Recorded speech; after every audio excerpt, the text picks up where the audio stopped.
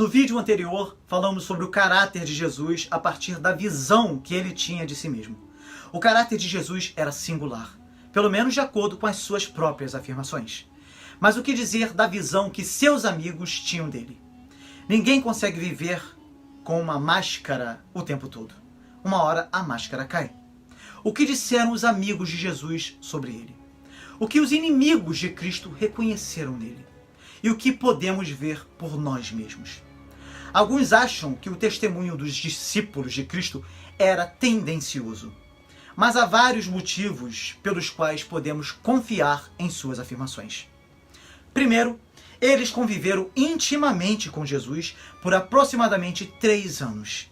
Eles comiam com ele e o acompanhavam em todos os lugares. Experimentaram a proximidade desconfortável do mesmo barco. Tinham até uma bolsa comum, uma espécie de conta bancária conjunta, o que poderia causar muitos desentendimentos e brigas.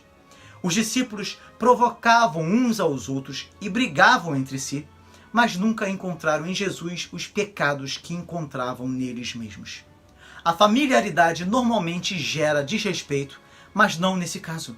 Na verdade, Pedro e João, duas das principais testemunhas da incorruptibilidade de Cristo, pertenciam ao grupo de discípulos mais próximos de Jesus, formado por Pedro, Tiago e João, a quem ele concedeu privilégios especiais e se revelou ainda mais intimamente.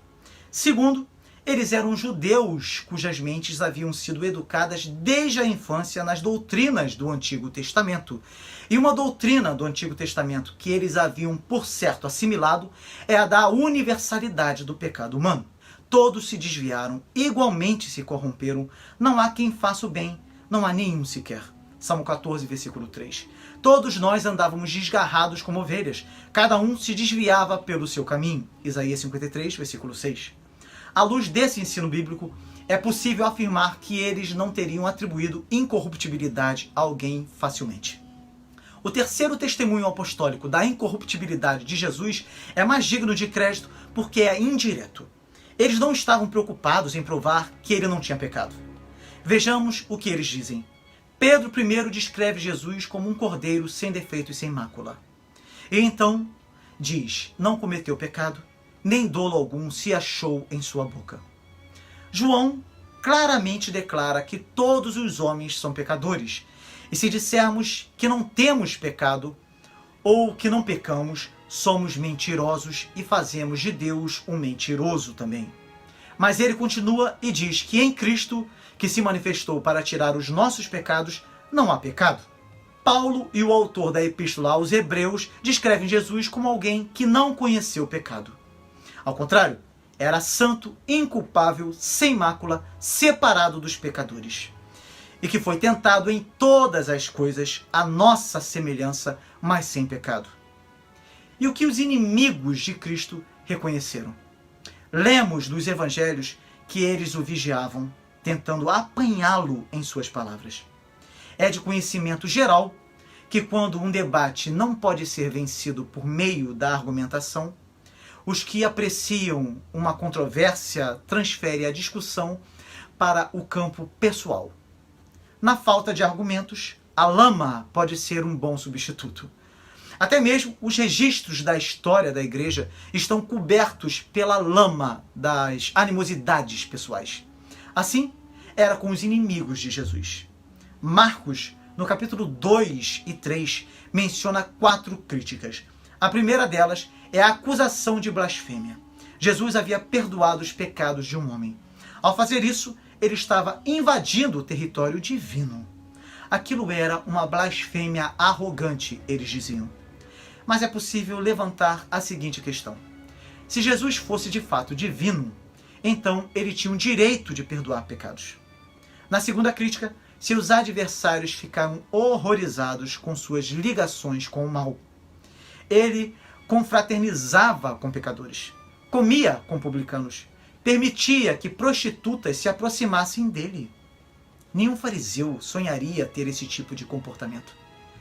Eles recolhiam suas vestes e evitavam contato com esse tipo de gente, julgando-se justos ao agir assim. não apreciavam a misericórdia e a ternura de Jesus, que, embora separado dos pecadores, recebeu o honroso título de amigo dos pecadores. A terceira acusação é de que sua religião era fútil. Ele não jejuava como os fariseus, ou mesmo como os discípulos de João Batista. Ele foi considerado um glutão e um beberrão, que veio para comer e beber. Um ataque assim raramente merece uma resposta séria. Jesus certamente foi uma pessoa alegre, mas não há dúvida de que levava a religião a sério. Por fim, eles ficaram enfurecidos porque Jesus quebrou o sábado. Ele curou doentes no dia de sábado. Seus discípulos caminharam pelo milharal no sábado, apanhando e comendo milho, o que os escribas e fariseus proibiam, por entender que essas atividades eram equivalentes ao trabalho de colher e debulhar. Ninguém, no entanto, tinha motivos para duvidar que Jesus não fosse submisso à lei de Deus. Ele se sujeitou à lei e, quando se envolvia em alguma controvérsia, ele recomendava aos seus oponentes que a usassem como árbitro.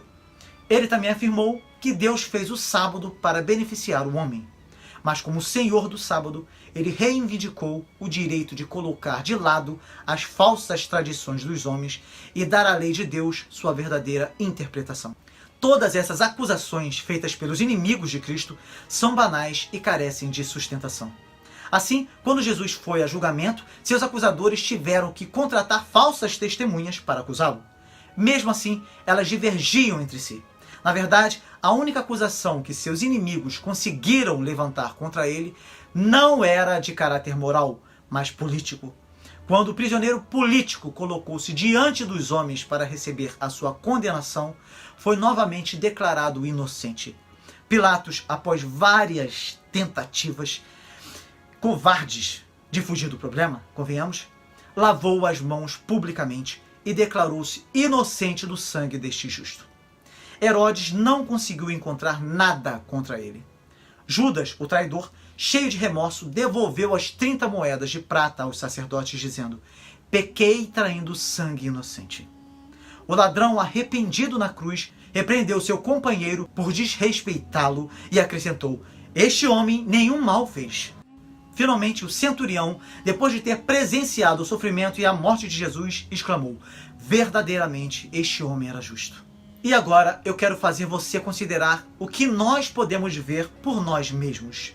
Ao avaliar o caráter de Jesus Cristo, não precisamos confiar somente no testemunho de outros. Podemos fazer nossas próprias considerações.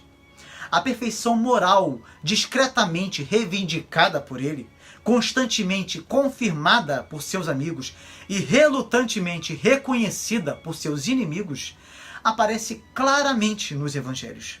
Os relatos dos evangelhos oferecem muitas oportunidades para formarmos nosso próprio julgamento. O quadro de Jesus pintado pelos evangelistas é bastante abrangente. É verdade que eles se dedicam principalmente aos 3 anos do seu ministério, mas nos dão também uma visão rápida de sua infância. Lucas menciona 2 vezes que durante os anos de silêncio em Nazaré, Jesus se desenvolveu fisicamente, mentalmente e espiritualmente, crescendo em graça diante de Deus e dos homens. Nos evangelhos, nós vemos Jesus se retirando reservadamente com seus discípulos e o observamos em meio ao alvoroço ruidoso da multidão. Contemplamos seu ministério na Galileia, onde ele foi recebido e adorado como herói pela multidão, que queria coroá-lo rei à força. E o seguimos pelos claustros do templo de Jerusalém, onde fariseus e saduceus unidos o interrogaram discretamente. Quer aplaudido e aclamado pela multidão, quer mergulhado nas profundezas das mais amargas rejeições, ele é o mesmo Jesus. Ele é consistente. Ele não altera o seu estado de espírito, ele não muda. A imagem que temos dele é de uma pessoa equilibrada. Não há nele nenhum sinal de perturbação. Ele acreditava firmemente naquilo que ensinava, mas não era um fanático. Sua doutrina era fora do comum, mas ele não era um excêntrico.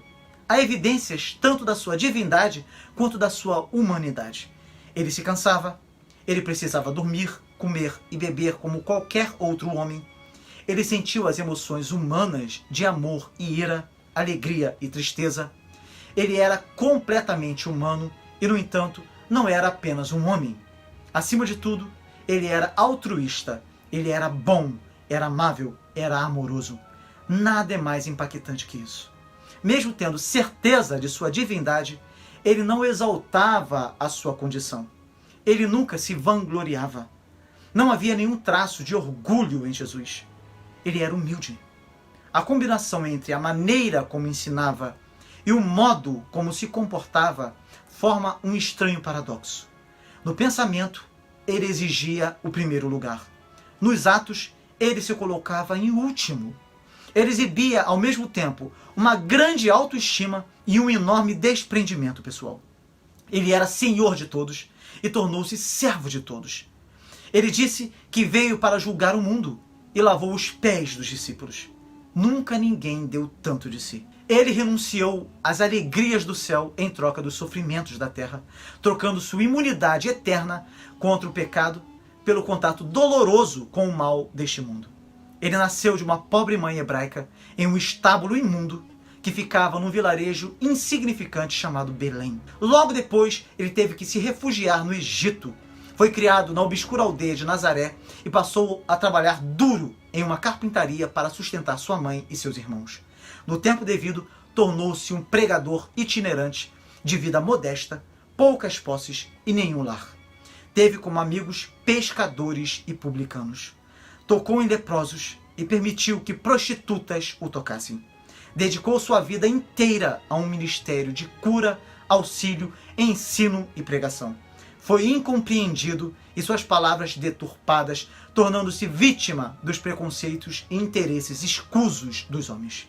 Ele foi desprezado e rejeitado pelo seu próprio povo e abandonado pelos seus amigos. Teve suas costas açoitadas, sua face cuspida, sua cabeça revestida por uma coroa de espinhos, suas mãos e pés transpassados por pregos sobre uma cruz romana. E enquanto seus espectadores cruéis voltavam para suas casas, ele permanecia orando por seus torturadores. Pai, perdoa-lhes, porque não sabem o que fazem. Um homem assim está acima do nosso entendimento. Ele venceu onde nós, invariavelmente, seríamos derrotados. Ele tinha pleno autocontrole, nunca retaliou, nunca ficou ressentido ou irritado. Tinha tamanho controle de si mesmo que, a despeito daquilo que os homens pudessem pensar, dizer ou fazer, negava-se a si mesmo e se submetia à vontade de Deus e ao bem da humanidade. Não procuro a minha própria vontade, ele dizia. Eu não procuro a minha própria glória. Como Paulo escreveu, Cristo não se agradou a si mesmo. Esse enorme desprendimento e desejo de servir a Deus e ao homem é o que a Bíblia chama de amor. O amor não é egoísta.